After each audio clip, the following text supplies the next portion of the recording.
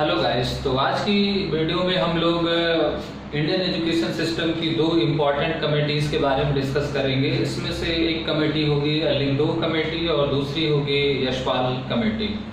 आज के वीडियो में जो दो कमेटीज़ के बारे में हम डिस्कस करने जा रहे हैं, इनके साथ यूनिक चीज़ ये जुड़ी हुई है कि ये दोनों रिपीटिव टाइटल की एक तरीके से कमेटीज हैं, क्योंकि प्रीवियस वीडियोस में हम लोगों ने एक यशपाल कमेटी के बारे में भी डिस्कस किया था और लिंगदोह कमेटी के बारे में भी डिस्कस कर लिया था। तो ये जो दो कमेटीज हैं ये दो बार गठित हुई हैं, लेकिन दोनों बार जो व्यक्ति थे और इनका कार्यक्षेत्र था वो अलग अलग है।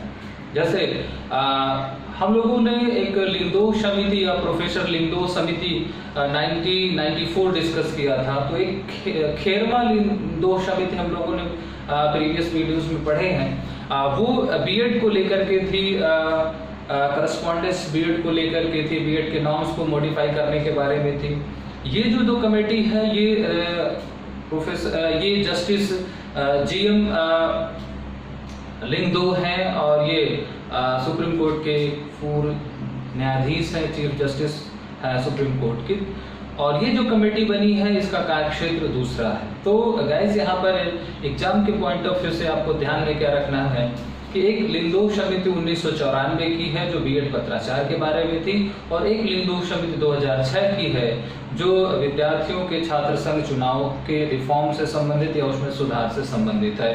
तो ये जो कमेटी है, ये कमेटी के जो चेयरमैन है वो चेयरमैन है जस्टिस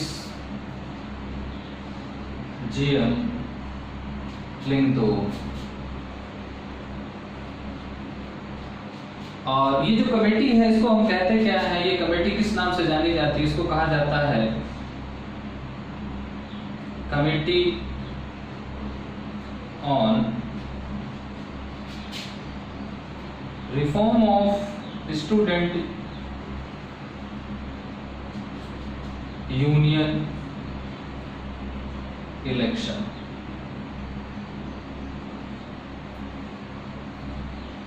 यानी जो हमारा स्टूडेंट यूनियन के इलेक्शंस हैं उसके बारे में या उसमें सुधार के लिए ये समिति बनी गई थी। यानी ये इसने क्या किया, provide guidance and suggestions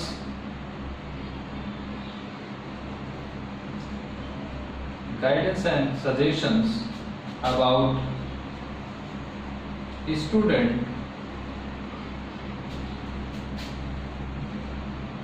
union elections. तो कहने का तात्पर्य ये है कि ये विद्यार्थियों के जो छात्र संघ संबंधी चुनाव है विश्वविद्यालयों में, महाविद्यालयों में, about student union elections in universities and colleges. तो उसमें जो विश्वविद्यालय और महाविद्यालयों में छात्र संघ चुनाव होते हैं या स्टूडेंट यूनियन होते हैं, उसके इलेक्शंस में को रिफॉर्म को लेकर के ये कमेटी बनाई गई थी। क्योंकि हम सभी जानते हैं कि 2005 के आसपास जो छात्र संघ चुनाव होते थे वो छात्र संघ चुनाव में बड़ी अराजकता होती थी और बहुत जो है वो धन बल का और जन बल का इस्तेमाल होने लगा था, और जिससे जो शैक्षिक वातावरण था विश्वविद्यालयों का या महाविद्यालयों को बड़ा उससे प्रभावित होने लगा था। तो चूँकि विद्यार्थियों में राजनीतिक गुणों के विकास के लिए, जागरूकता के लिए, एक पॉलिटिकल लीडरशिप फ्रेम करने के लिए स्टूडेंट यूनियन ज़रूरी भी है, लेकिन अगर उसमें बहुत ज़्यादा धन बल का या जन बल का या वो पॉलिटिकली स्पॉन्सर्ड होने लगती है तो उससे जो हमारा एक एजुकेशन इन्वायरमेंट होता है किसी भी एजुकेशनल इंस्टीट्यूट्स का, वो बहुत उससे नकारात्मक रूप से प्रभावित होता है। तो उस दिशा में ये एक बहुत बड़ा सुधारवादी कदम था और सुप्रीम कोर्ट के पूर्व न्यायाधीश की अध्यक्षता में ये समिति बनी और 2006 में इस समिति ने छात्र संघ जो चुनाव होते हैं महाविद्यालय और विश्वविद्यालयों में उसमें सुधार संबंधी कुछ सुझाव दिए। तो अब इसके जो महत्वपूर्ण सुझाव हैं वो क्या हैं, तो हम इसके जो मेजर रिकमेंडेशंस हैं वो हम जरा देखते हैं। महत्वपूर्ण सुझाव, तो सुझाव केवल और केवल जो थे वो छात्र संघ चुनाव से संबंधित थे, पहली चीज। और वो कहाँ के छात्र संघ चुनाव? स्टूडेंट, यानी इसको ध्यान में आपको क्या रखना है, स्टूडेंट इलेक्शन या student union election in universities and colleges के बारे में। तो हम सबसे पहले अगर हम रिकमेंडेशंस की बात करें तो इस सब कमेटी ने कहा कि हर सेशन में सेशन के स्टार्ट होने पर within 6 to 8 week election हो जाने चाहिए, करा लेने चाहिए। अगर नहीं हो रहे तो फिर इलेक्शन उस सेशन में नहीं होना चाहिए, पहली चीज। तो जो इलेक्शन है वो सेशन के, यानी जो भी आपका सेशन स्टार्ट हुआ है, सेशन स्टार्ट से विद इन, यहाँ पर केवल हम न्यूमेरिकल डेटा लेंगे, 6 to 8 वीक करा लेने चाहिए या हो जाना चाहिए, पहली सिफारिश इनकी थी। तो कोई भी सत्र अगर जुलाई से शुरू हो रहा है तो यानी 1.5 से 2 महीने के अंदर जो चुनाव है वो हो जाना चाहिए। दूसरी बात, इस समिति ने कहा कि जो चुनाव प्रचार होगा या जो कैंपेनिंग होगी इलेक्शंस की वो मैक्सिमम 10 डेज होगी, यानी जो कैंपेन होगा वो मैक्सिमम 10 डेज का होगा। यानी छात्र संघ चुनाव के लिए जो चुनाव प्रचार होगा वो केवल और केवल अधिकतम 10 दिन होना चाहिए। तीसरी बात उन्होंने कही कि छात्र संघ चुनाव लड़ने वाले कैंडिडेट्स की या उम्मीदवार की जो उपस्थित है वो अटेंडेंस है वो 75% होनी चाहिए, अटेंडेंस मिनिमम 75% होनी चाहिए। चौथी बात उन्होंने कही कि जो एज होनी चाहिए वो 17 से 22 अगर वो यूजी लेवल का है कैंडिडेट, 25 अगर वो पीजी लेवल का है, ये मैक्सिमम है, मैक्सिमम 25 साल। और अगर वो रिसर्च लेवल का है तो मैक्सिमम जो उसकी एज होनी चाहिए वो 28 वर्ष। तो यानी अगर वो स्नातक स्तर का है तो 17 से 22 वर्ष के बीच हो, अगर वो परास्नातक स्तर का है तो अधिकतम 25 साल का हो, और अगर वो शोध स्तर का विद्यार्थी है तो 28 साल अधिकतम उम्र होनी चाहिए उस चुनाव लड़ने वाले कैंडिडेट की। तीसरी बात यहाँ पर जो निकल करके आई है वो है चुनाव में पैसा खर्च करने को लेकर के। यानी इस कमेटी ने कहा कि जो इलेक्शन होगा उसमें जो मैक्सिमम एक्सपेंस होगा, मैक्सिमम एक्सपेंस जो होगा या होना चाहिए वो होना चाहिए 5000, यानी अधिकतम 5000 ही आप खर्च कर सकते हैं यहाँ पर। और बात इन्होंने कही कि जो चुनाव लड़ने वाला व्यक्ति है वो एक ही बार चुनाव लड़ेगा, चाहे वो हारे या जीते। यहाँ पर तो जो होगा एक बार ही आपको, यानी सिंगल जो होगा वो जो है कैंडिडेट्स होगा या कंटेक्चुअल होगा, उसका सिंगल कंटेक्चुअल होगा उसका, यानी एक बार की उसकी उम्मीदवारी होगी। दूसरा, इस चुनाव में कोई पॉलिटिकल इन्वॉल्वमेंट नहीं होगा, यानी नो पॉलिटिकल इन्वॉल्वमेंट, यानी कोई पॉलिटिकल पार्टी इसमें इन्वॉल्व नहीं होगी। दूसरी चार, चुनाव प्रचार जो होगा वो विद इन कैंपस होगा, 10 डेज होगा, लेकिन कब होगा? विद इन कैंपस होगा। और एक आखिरी बात कि during the teaching learning, during teaching learning no campaigning, यहाँ पर नो चुनाव प्रचार, यहाँ पर नो कैंपेनिंग होगी। तो कहने का तात्पर्य बड़ी सिंपल सी कमेटी बनी और बहुत महत्वपूर्ण बातें बताई। कभी कभी सीधे सीधे एग्जाम्पल को लेकर के या सीधे सीधे इस कमेटी का सब्जेक्ट पूछ लिया जाता है। तो गाइस, इस कमेटी का जो सब्जेक्ट है वो है स्टूडेंट यूनियन इलेक्शन रिफॉर्मेशन, अर्थात छात्र संघ चुनाव में सुधार करना या छात्र संघ चुनाव संबंधी परामर्श देना। और उसके जो महत्वपूर्ण सुझाव, बहुत सारे सुझाव हैं, बहुत बड़ी रिपोर्ट है, लेकिन हम उसके कुछ महत्वपूर्ण बिंदुओं के बारे में अगर चर्चा करें तो उसमें से 5-6 बातें निकल करके आती हैं। पहली चीज़ कि इस समिति ने कहा कि चुनाव जो है वो सत्र प्रारंभ के 6 से 8 सप्ताह के अंदर ही हो जाना चाहिए। दूसरी बात उन्होंने कही कि चुनाव प्रचार जो है वो अधिकतम 10 दिन का होगा। चुनाव प्रचार संस्थान के अंदर ही होगा, संस्थान के बाहर नहीं होगा। और संस्थान के अंदर भी शिक्षण अधिगम प्रक्रिया के दौरान अर्थात जिस समय कक्षाएं चल रही होंगी वो कक्षाओं के चलने के समय चुनाव प्रचार नहीं होगा। तो क्या बातें निकल करके आई? पहले 6 से 8 सप्ताह के अंदर 10 दिन अधिकतम चुनाव प्रचार संस्थान के अंदर होगा, क्लास के समय नहीं होगा। जो कोई भी व्यक्ति एक बार ही चुनाव लड़ सकता है, चाहे वो हारे या जीते। उसकी अधिकतम उम्र जो है वो यूजी लेवल के अंडर ग्रेजुएट लेवल पर वो 17 से 22, पीजी लेवल पर अधिकतम 25 और रिसर्च लेवल पर 28 वर्ष होना चाहिए। अर्थात बहुत पुराना विद्यार्थी चुनाव नहीं लड़ेगा, यंग कैंडिडेट ही लड़ेगा। कोई राजनीतिक जो है वो सहभागिता नहीं होनी चाहिए, यानी किसी राजनीतिक झंडे के नीचे या उसके चुनाव चिन्ह के नीचे या उसके फंडिंग से चुनाव नहीं होना चाहिए। किसी राजनीतिक दल से कोई संपर्क नहीं होना चाहिए उन विद्यार्थियों का। अधिकतम 5000 की जो है वो व्यय सीमा रखी गई है चुनाव प्रचार में। यहाँ पर कैंडिडेट्स की जो अटेंडेंस है वो 75% होनी चाहिए। वही कैंडिडेट चुनाव लड़ सकता है जिसकी कक्षा में उपस्थिति जो है वो न्यूनतम 75% होगी। तो ये कुछ बातें हैं इस लिंगदोष समिति ने जो बताई हैं, और इस समिति के आधार पर ही अब वर्तमान में विश्वविद्यालय और महाविद्यालयों में जो चुनाव छात्र संघ चुनाव संपन्न होते हैं वो लिंगदोष समिति की सिफारिश के अनुरूप ही होते हैं, चाहे वो किसी भी यूनिवर्सिटी या कॉलेजेस में हो। तो गाइस बहुत छोटी सी समिति थी। इसके जो सब्जेक्ट है वो आपको बस ध्यान में रखना है, और सब्जेक्ट है reformation of student union election. Clear?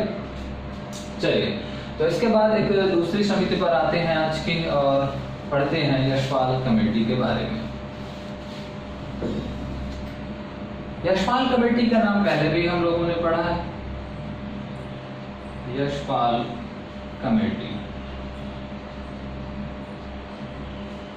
और ये यशपाल कमेटी है 2008-9 की। और एक यशपाल कमेटी हम लोगों ने 1993-92 की भी पढ़ी। अब लिंगदो जो थे, यानी वहां खेरमा लिंगदो थे और यहाँ जीएम लिंगदो थे, वो दोनों व्यक्ति अलग अलग हैं, केवल उनके टाइटल या उनके सरनेम बोलते हैं, इसलिए हम दोनों को लिंगदो समिति कहते हैं। दोनों का सब्जेक्ट अलग अलग। लेकिन ये जो यशपाल समिति है, ये यशपाल समिति प्रोफेसर यशपाल की है, यानी इसके भी जो चेयरपर्सन हैं इस समिति के, इसके भी जो चेयरपर्सन हैं वो हैं प्रोफेसर यशपाल। और ये कौन है? फॉर्मर यूजीसी चेयरमैन, ये वही है जो विश्वविद्यालय अनुदान आयोग के पूर्व अध्यक्ष थे। और जो यशपाल समिति लर्निंग विदाउट बर्डन, जिसका टाइटल था रिपोर्ट का, वो 1993-92 के उसके भी अध्यक्ष प्रोफेसर यशपाल थे। और जो एक national advisory committee of NCF 2005 बनी 2003-04 में, उसके भी प्रेसिडेंट यशपाल थे। लेकिन सब्जेक्ट तीनों बार इनका कार्य का अलग था। हमने कहा कि 1992-93 की जो यशपाल समिति थी उसका जो सब्जेक्ट था वो था स्कूल एजुकेशन में रिफॉर्म लाना, क्वालिटी इंप्रूवमेंट करना, जो बर्डन है एजुकेशन का उसको रिड्यूस करना। तो reduce the burden of school system या स्कूल एजुकेशन, चाहे वो बर्डन ऑफ स्कूल बैग रहा हो या बर्डन ऑफ करिकुलम रहा हो, उसको कम करना था। यानी वो जो समिति 92-93 की है यशपाल समिति, वो विद्यालय शिक्षा या स्कूली शिक्षा के बारे में। जो 2003-04 की यशपाल समिति बनी, कमेटी बनती है, वो राष्ट्रीय पाठचर्या के बारे में, national advisory committee of NCF 2005। लेकिन ये जो 2008 और 9 की समिति है, ये समिति है उच्च शिक्षा के बारे में, हायर एजुकेशन के बारे में। तो ये जो समिति बनती है, यानी समिति को जो है वो जो गठन होता है, ये समिति जो बनती है कॉन्स्टिट्यूटेड बाय, अगर हम इसकी बात करें, कॉन्स्टिट्यूटेड बाय MHRD इन 2008, और तत्कालीन जो हमारे MHRD मिनिस्टर थे अर्जुन सिंह, उन्होंने इस समिति को फ्रेम किया था। और ये समिति किस लिए गई थी, यानी इस समिति का जो सब्जेक्ट है वो सब्जेक्ट है हायर एजुकेशन। सब्जेक्ट क्या है? Higher education. और इस समिति को हम कहते क्या? इसको कहते हैं committee on and renovation and rejuvenation of higher education in India। यानी हम इसको कहते हैं, रेनोवेशंस का मतलब है नवीकरण या नवीनीकरण, और रिजुवेनेशंस को हम क्या कहते हैं? कायाकल्प कहते हैं। इसका मतलब है कि भारत में उच्च शिक्षा का नवीनीकरण एवं उसका कायाकल्प करने वाली एक समिति। तो ये जो समिति थी वो उच्च शिक्षा में सुधार हेतु बनी थी, यानी renovation and rejuvenation of higher education in India. और इसको एक और नाम से भी जाना जाता है, इसको जाना जाता है reviewing committee of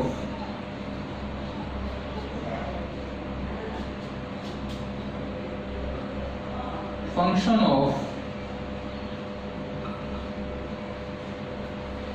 UGC, AICTE, NCTE, अर्थात जो भारत में तमाम गवर्निंग बॉडी हैं एजुकेशन को लेकर के, उसको रिव्यू करना था या उनके फंक्शंस को। तो review committee of function of या review committee on function of UGC, AICTE, NCTE। तो जो भारत में उच्च शिक्षा को मॉनिटर करने वाली उच्च संस्थाएं हैं एडमिनिस्ट्रेशन लेवल पर, रेगुलेशन लेवल पर, तो जो रेगुलेटरी बॉडी थी इंडियन हायर एजुकेशन सिस्टम की, उनकी कार्यप्रणाली का जो था वो अवलोकन करना था या पुनरावलोकन करना था या उनका रिव्यू करना था या उनकी पुनर्समीक्षा करना था। तो दो नामों से ये समिति जानी जाती है। पहली चीज कि भारत में उच्च शिक्षा के नवीनीकरण एवं उसके कायाकल्प के संदर्भ में गठित समिति, या दूसरा हम इसको कह सकते हैं कि भारत में जो नियामक संस्थाएं हैं या भारतीय नियामक शिक्षा से संबंधित नियामक संस्थाओं की कार्यप्रणालियों की पुनर्समीक्षा समिति। तो दो नाम है, पहला तो यशपाल समिति हम कहते हैं, और दूसरा इस जो समिति के नाम है वो दो हैं कि भारतीय उच्च शिक्षा की नियामक संस्थाओं की कार्यप्रणालियों का पुनरावलोकन करना, और दूसरा भारतीय उच्च शिक्षा का नवीनीकरण एवं उसका कायाकल्प करने से संबंधित समिति। अब इस समिति की जो महत्वपूर्ण सिफारिशें हैं उन सिफारिशों की चर्चा कर लेते हैं। तो क्या मेजर रिकमेंडेशंस की इस कमेटी की? तो बहुत महत्वपूर्ण सुझाव थे, और एक महत्वपूर्ण बात हम ये कर लेते हैं यहाँ पर कि समिति ने जो सुझाव दिए वो सुझाव जो हमारी अभी राष्ट्रीय शिक्षा नीति 2020 अभी डिक्लेयर हुई है, उसमें इस समिति के ज्यादातर सुझावों को एक्सेप्ट कर लिया गया है। ये एक खास बात है। और वो क्या क्या सुझाव थे, और क्योंकि अभी रिसेंटली एक जो है वो पॉलिसी आई है और आप में से कई सारे लोगों ने इसको पढ़ा होगा या तमाम जो है रिसोर्सेज से मीडिया के थ्रू उसके बारे में कुछ बहुत जानकारी आपके पास होगी। तो उस जानकारियों में से आप जब उसको इस समिति को पढ़ेंगे और आज उस पॉलिसी में जो जानकारियां जो प्रावधान किए गए हैं जब आप उनको मैच करेंगे तो आपको लगेगा कि ये जो कस्तूरी रंगन समिति ने इस पॉलिसी को बनाया है उसमें कहीं न कहीं यशपाल समिति ने जो 2009 में सुझाव दिए थे या जो रिकमेंडेशंस की थी उसको ही एक्सेप्ट किया गया है। तो सबसे पहला जो सुझाव था यहाँ पर, यानी हमें क्या पढ़नी है, हमें पढ़ना है उनका रिकमेंडेशंस। तो हमें रिकमेंडेशंस पढ़ना है। तो सबसे पहला इनका जो रिकमेंडेशंस था वो था न्यू आइडिया अबाउट, यानी न्यू आइडिया ऑफ यूनिवर्सिटी। सबसे पहला इन्होंने यूनिवर्सिटी की एक नई परिभाषा दी। तो न्यू आइडिया अबाउट यूनिवर्सिटी, यानी विश्वविद्यालय के बारे में एक नया विचार, या एक कह लीजिए कि न्यू डेफिनेशन ऑफ यूनिवर्सिटी इस कमेटी ने बताया। और आज शिक्षा नीति में भी नई परिभाषा है विश्वविद्यालय की, और वो क्या है जो हम आगे NP 2020 को पढ़ेंगे तो उसमें देखेंगे। इन्होंने कहा कि यूनिवर्सिटी क्या है। उनका पहला कहना था ए प्लेस where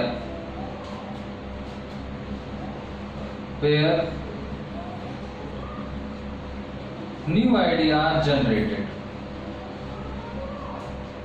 यानी विश्वविद्यालय क्या है। विश्वविद्यालय वो स्थान है, वो जगह है जहां पर नए विचार गढ़े जाते हैं या उत्पन्न किए जाते हैं। दूसरा उन्होंने कहा a unique place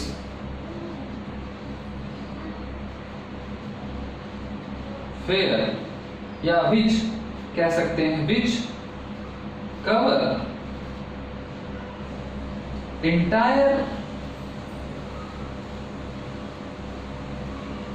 universe of knowledge.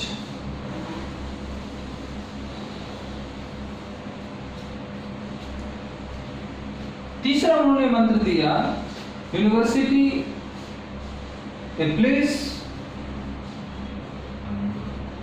where creative minds interacts with each other,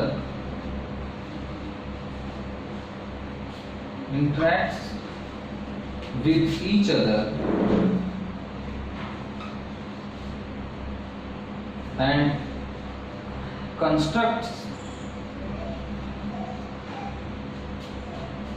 new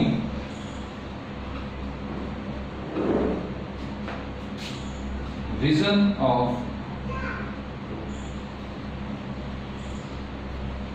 reality।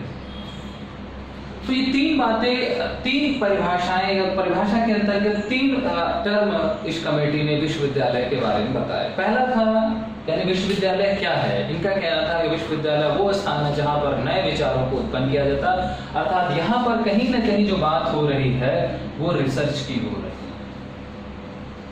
जहां पर रिसर्च होती है। न्यू आइडियाज कहां से आते हैं? थ्रू द रिसर्च आते हैं। दूसरा उन्होंने कहा है unique place which covers entire universe of knowledge, यानी जो ज्ञान के सभी पक्षों को शामिल करता, अर्थात आज जो बात की जा रही है मल्टीडिसिप्लिनरी,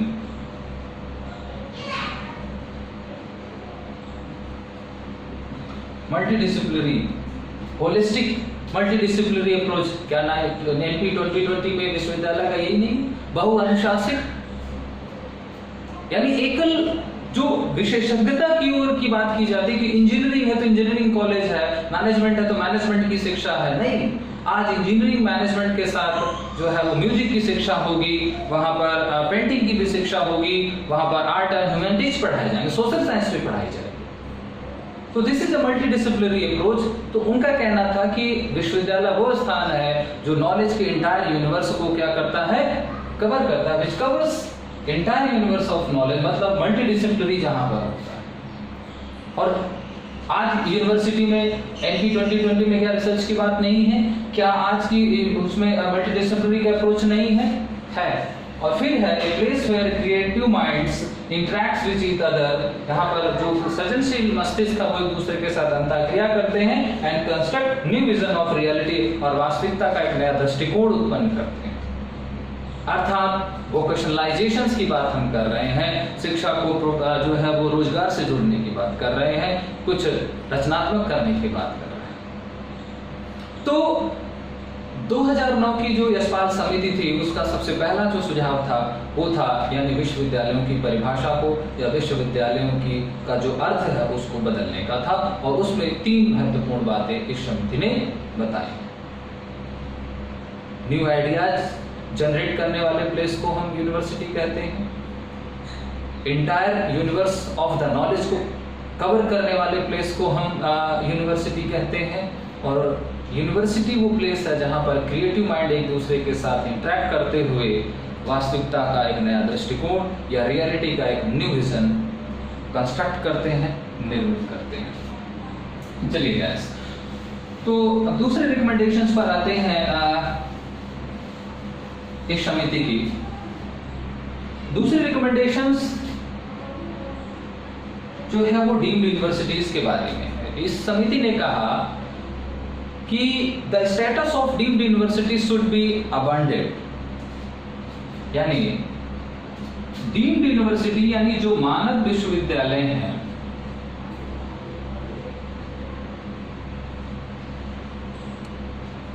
का जो स्टेटस है उसको क्या कर दिया जाए, अबैंडन कर दिया, उसको बंद कर दिया जाए। यानी विश्वविद्यालय, मानद विश्वविद्यालय का स्तर है, मानद विश्वविद्यालय की जो प्रकृति है वो बंद कर दिया जाए। दूसरा, क्योंकि जितने भी डीम्ड यूनिवर्सिटीज थी वो क्या करती थी, वो स्पेशलाइजेशन का यानी वो एकल विश्वविद्यालय के रूप में काम करते थे।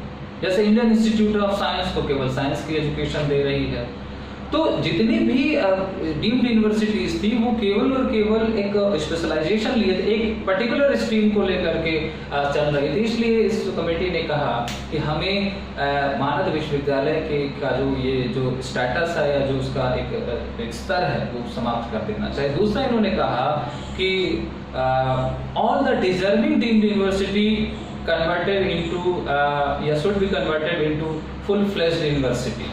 तो जितनी भी डिजर्विंग या जो अच्छी डीम्ड यूनिवर्सिटीज हैं, यानी जो डिजर्विंग डीम्ड यूनिवर्सिटी हैं,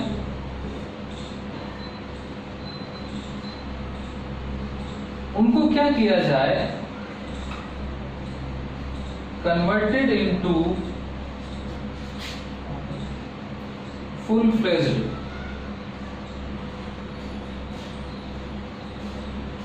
यूनिवर्सिटी, उनको एक पूर्ण विश्वविद्यालय के रूप में परिवर्तित कर दिया जाए। और फुल फ्लेज्ड यूनिवर्सिटी का मतलब क्या है कि जहां पर हम यानी जो क्या हो मल्टीडिसिप्लिनरी में काम करते हैं,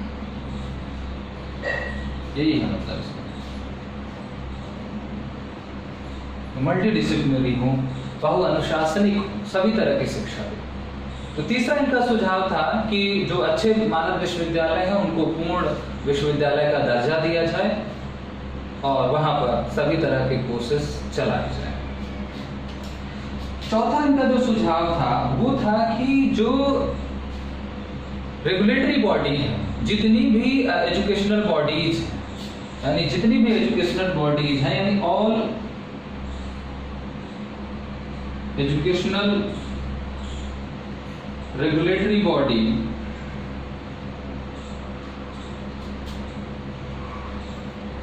जितनी भी बॉडीज हैं, चाहे वो यूजीसी हो, AICTE हो,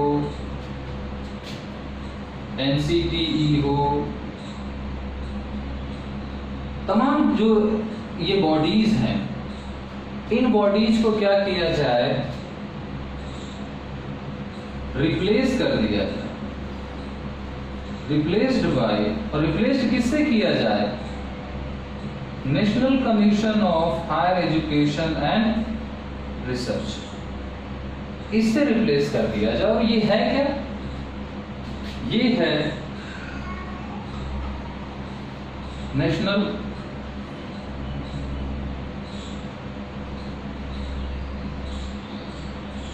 कमीशन फॉर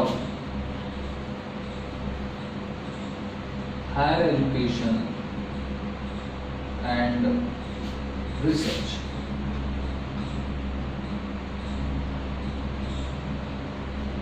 और ये 7 मेंबर्स का एक कमीशन होगा।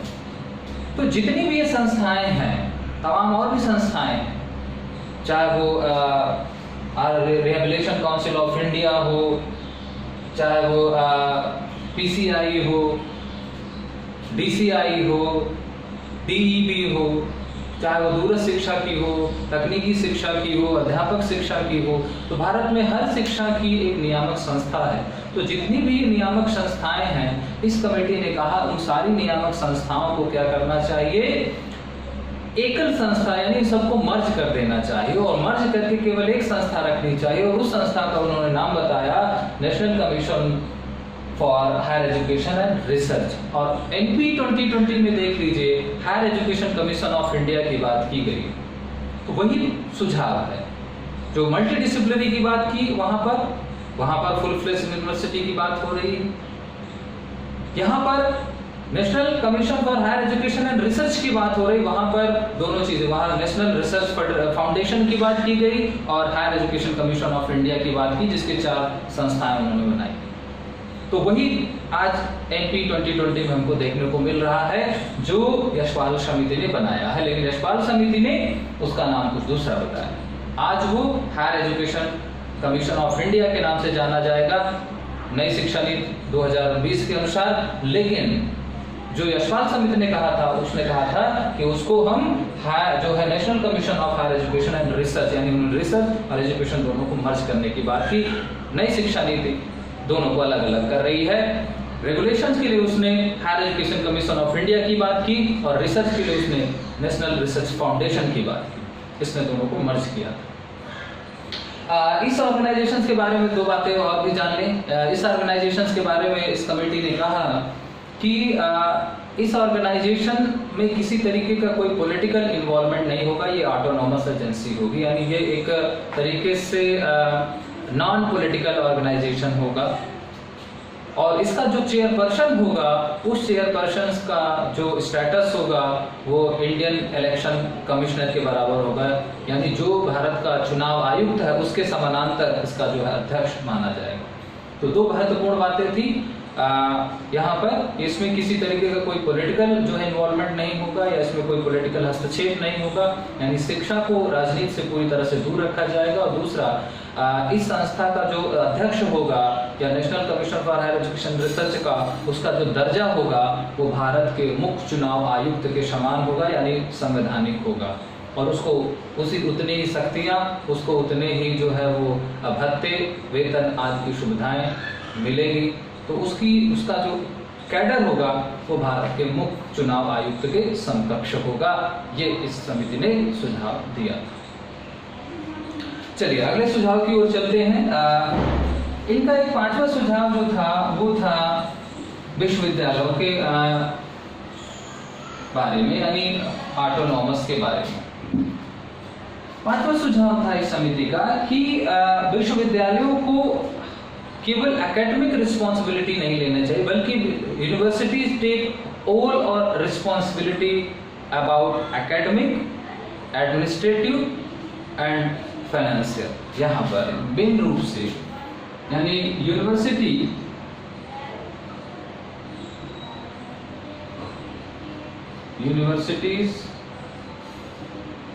Takes overall responsibility of academic and administrative works। अर्थात जो शैक्षिक गतिविधियां हैं और जो प्रशासनिक गतिविधियां हैं उनके बारे में उसको पूरी जिम्मेदारी लेनी चाहिए। यानी यहाँ पर उसको हम क्या कह रहे हैं, हम ऑटोनॉमी की बात कर रहे हैं।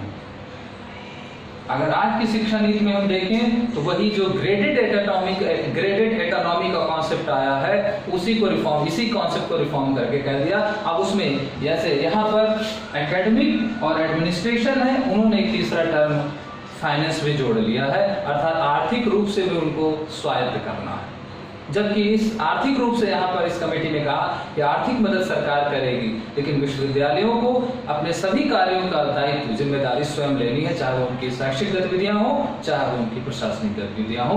तो शैक्षिक एवं प्रशासनिक गतिविधियों का उत्तरदायित्व विश्वविद्यालयों को स्वयं लेना होगा। तो universities take overall responsibility of academic and administrative work. छठी बात इन्होंने जो कही वो कही है आईआईटी और आईआईएम के बारे में। चूंकि भारत में आईआईटी और आईआईएम एक प्रीमियम इंस्टीट्यूट्स हैं, और लेकिन ये इनका स्पेशलाइजेशन, आईआईटी इंजीनियरिंग एजुकेशन की बात करती है, आईआईएम मैनेजमेंट एजुकेशन की बात करता है। तो इनका कहना था कि ये जो आईआईटी हैं, आईआईएम हैं, इनको अपने काम को, इनको डाइवर्सिटी देनी चाहिए, इनको अपने वर्क को जो है एक्सपेंड करना चाहिए, विस्तार देना चाहिए, और work just like a full fledged university, अर्थात यहाँ पर भी आईआईटी में भी सोशल साइंस डिपार्टमेंट हो, यहाँ पर आर्ट ह्यूमैनिटीज के सब्जेक्ट्स पढ़ाए जाएं, इंजीनियरिंग के पढ़ाए जाएं, लेकिन उनके साथ आर्ट और ह्यूमैनिटीज के सब्जेक्ट्स भी पढ़ाए जाएं। तो जो छठा सुझाव इनका निकल करके आता है कि इनका कहना था कि जितनी भी आईआईटीज हैं या जो आईआईएम हैं, इनको should diversify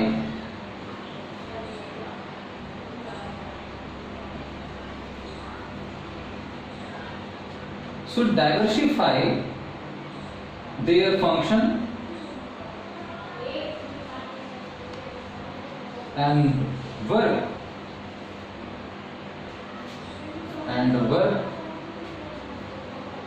just like a full-fledged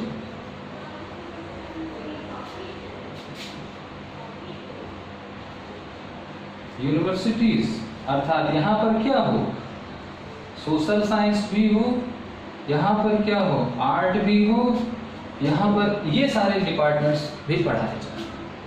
और वही बात आजकल भी है, हमने कहा होलिस्टिक मल्टीडिसिप्लिनरी HIS के बारे में बात की जा रही है, हायर एजुकेशन इंस्टीट्यूट्स के बारे में बात की जा रही है, तो वो आज भी है।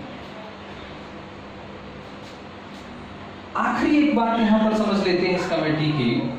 इस कमेटी ने कहा कि जितनी भी रिसर्च बॉडीज हैं, all research bodies should be attached with university, जो आज की शिक्षा में, क्योंकि भारत में अनुसंधान अलग है और एकेडमिक्स अलग है, टीचिंग अलग है, और आज की शिक्षा नीति भी यही कहती है कि इन दोनों को हम जोड़ेंगे।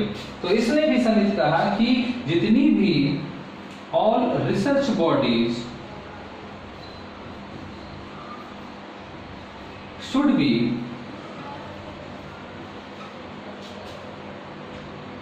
कनेक्टेड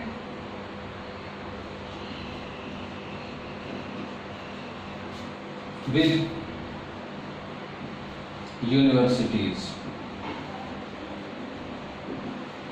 यानी जितनी भी शोध संस्थाएं हैं उनको विश्वविद्यालय के साथ जोड़ दिया जाए, यानी वो पृथक रूप से शोध नहीं करेंगे। और ये आज की शिक्षा नीति या 2020 की शिक्षा नीति में भी एक प्रावधान है। तो इस समिति की जितनी भी सिफारिशें थी, हर सिफारिश को राष्ट्रीय शिक्षा नीति 2020 उसको एग्जीक्यूट करती है, उसको फॉलो करती है।